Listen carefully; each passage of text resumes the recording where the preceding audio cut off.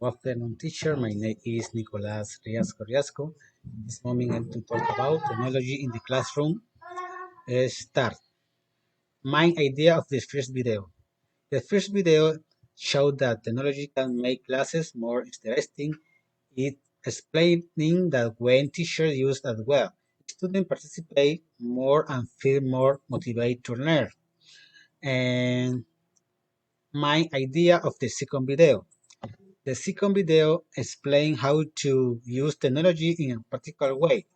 It showed that digital tools can help organize lessons and support student learning.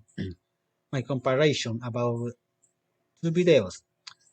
Video said that technology is important in education. The difference is that the first video focused more on student motivation, while the second video focused more on how to use the tools in class.